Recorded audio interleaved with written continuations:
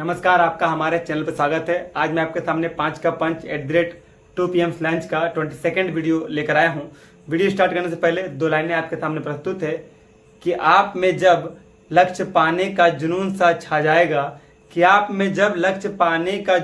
छा जाएगा, तभी सफलता आपके हिस्से में आ पाएगा।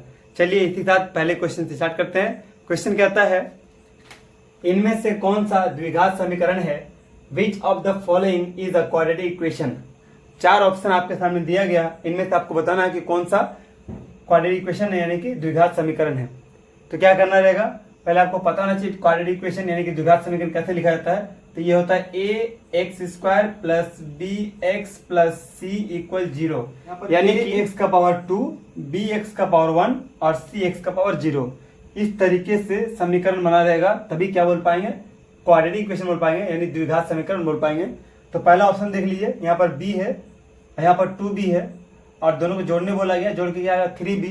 कहीं से भी पावर जो है x² यानी कि b² नहीं हो रहा, तो ये ऑप्शन तो सही नहीं हो सकता है। उसके बाद दूसरा ऑप्शन देख सकते हैं, यहाँ पर x है, माइनस में 4x² है, +5 है, +√3 और x है +8 है। यहाँ पर 8 और 5 ऐड हो सकता है और √3x और x ऐड हो सकता है। यहाँ पर x का पावर 2 रह सकता है, यानी कि x का पावर 2, x का पावर 1 और अंत में x का पावर क्या हो जाएगा, 0 भी हो जाएगा, यानी ऑप्शन ही आपका सही हो जाएगा। आगे आप चेक कर सकते हैं, यहाँ p + q 2 वेरिएबल दिया गया, 2 चल राशि दी गई है, लेकिन यहाँ पर स्क्वायर नहीं दिया गया।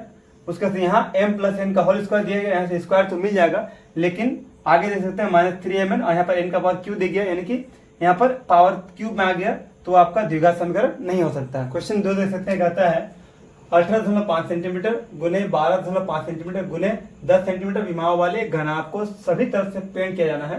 पेंट किए जाने वाले भाग का क्षेत्रफल ज्ञात करें। इंग्लिश में क्वेश्चन कहता है, a cuboid of dimensions 18.5 centimetre × 12.5 centimetre × 10 centimetre is to be painted from all sides, find the area to be painted. अभी आपके सामने जो चित्र है वो एक घनाभ का यानी कि क्यूबॉइड का है, और क्यूबॉइड का जो टोटल सरफेस एरिया होता है वो आपका फॉर्मूला होता है 2 × L × B + 2 × B × H + 2 × H × L।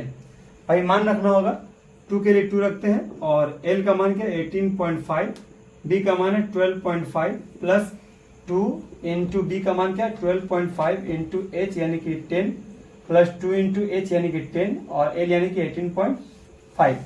18.5 को अगर 10 से गुना करते हैं आपका 185 आता, 185 को 2 से मल्टीप्लाई करते क्या आता है 370 आता, प्लस अगर 12.5 को 10 से गुना करते क्या आता है आपका 125 और 2 से गुना करते क्या आता है आपका 250 आता है, प्लस अभी डेसिमल हटाते हैं नीचे 10 आएगा, 2 से काटते 10 को 5 आएगा, 5 से काटते 125 को 25 आएगा, 25 25 125 होगा, हाथ में आपका 12 रहेगा और 25 8 200 होगा, 200 और 12 क्या होगा 212 हो जाएगा, हाथ में रहेगा आपका 21, उसके बाद 25 से कम 25 और 21 कितना होगा 46 हो जाएगा। दशमलव एक घर के बाद बढ़ाते हैं, अभी 0.5 लिखते हैं, 2 0 0 यानी कि 2 हो गया, 6 7 13 5 18 हाथ में रह गया आपका 1, यहाँ से क्या हो गया आपका 4 2 6 6 3 9 और 1 10, यानी ऑप्शन आपका करेक्ट कौन सा हो जाएगा, आपका बी करेक्ट हो जाएगा। क्वेश्चन 3 कहता है, यदि ABCD चित्र में प्रदर्शित किए गए अनुसार एक समानांतर चतुर्भुज है जिसके 2 विकर्ण AC और BD O पर प्रतिच्छेदित करते हैं तथा OA = x + 3, OB = y + 2, OC = 2x + y, OD = 3y है, तो x का मान ज्ञात करें। इंग्लिश में क्वेश्चन कहता है, if ABCD is a parallelogram as shown in the diagram whose 2 diagonals AC and BD bisect at point O and OA = x + 3, OB = y + 2, OC = 2x + y, OD = 3y, then find the value of x। अभी क्या करना होगा, ये और ये दो समांतर रेखाएं हैं और ये दोनों समांतर रेखाएं हैं। इस प्रकार से हमारा समांतर चतुर्भुज क्या बनता है, ABCD बनता है। अभी पॉइंट O पे काट रहा, यानी कि ये जो होगा इसके इक्वल हो जाएगा और ये जो होगा इसके इक्वल हो जाएगा, और अगर इन दोनों का सम करें तो इन दोनों का सम बराबर हो जाएगा। तो हम क्या करेंगे, x + 3 और प्लस क्या करते हैं y + 2 इक्वल क्या आता है आपका 3y और प्लस 2x + y। अब क्या करना होगा, 3 और 2 जोड़ते हैं 5 आता है, यहाँ पर x आता है, यहाँ पर प्लस वाई आता है, इक्वल क्या होगा 3y और y क्या हो गया 4y प्लस क्या आएगा 2x आ जाएगा। अभी क्या करना होगा, आपका y 4y के साथ y माइनस करते हैं, क्या बचता है 3y बचता है, और 2x के साथ अगर हम x माइनस करते क्या बचता है आपका x बचता है, इक्वल क्या आता है 5 आता है।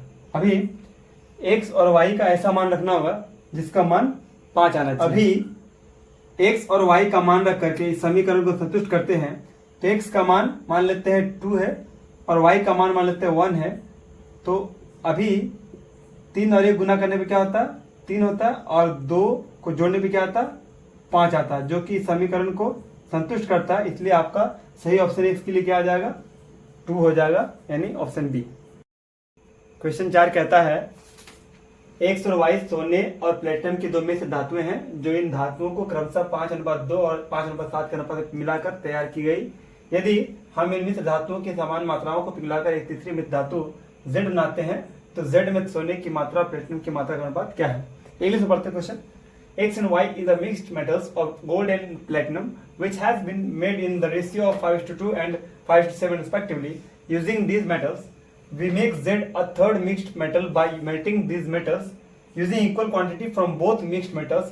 What is the ratio of gold and platinum in Z? अभी आपके पास X नाम का एक मेटल है जो कि मिक्स्ड मेटल है, और Y नाम का एक मिक्स्ड मेटल है, और एक Z नाम का मिक्स्ड मेटल बना है। तो X में गोल्ड और प्लेटिनम दे रखा है, तो गोल्ड कितना टोटल हो गया 5 2 7, तो 7 में से 5 भाग आपका गोल्ड है और 7 में से 2 भाग क्या है आपका प्लेटिनम है। Y में क्या है, Y में भी गोल्ड है और प्लेटिनम है। गोल्ड कितना है टोटल 12 है, उसमें से 5 भाग है गोल्ड, और टोटल 12 है उसमें 7 भाग क्या है प्लेटिनम। अभी क्या करना, गोल्ड यहाँ से और यहाँ से इक्वली लेना है, प्लेटिनम यहाँ से इक्वली लेना, और Z नाम का एक मिक्स्ड मेटल तैयार करना है जिसमें गोल्ड और प्लेटिनम भी रहेगा। तो चलिए 5/7 आपका गोल्ड है जिसका हाफ लेते हैं, और यहाँ भी गोल्ड है 5/12 इसका हाफ लेते हैं और जोड़ देते हैं, अनुपात करते हैं क्या प्लेटिनम का हाफ लेते हैं यहाँ से पहले वाले मेटल से, उसके बाद से दूसरे वाले मेटल में भी प्लेटिनम हाफ लेते हैं और जोड़ देते हैं, और आपका आंसर आ जाता है। क्या सॉल्व करेंगे, ऊपर आएगा आपका 5, नीचे आएगा 14, ऊपर आएगा 5, नीचे आएगा 24, अनुपात देते हैं। यहाँ पर आपको क्या है 2 2 कैंसिल कर सकते हैं आप, या चाहे तो गुना कर सकते हैं, तो 2 2 कैंसिल करते हैं 1 आपका 7 हो जाता है, और यहाँ पर क्या होता है 7 में आपका 24 होता है।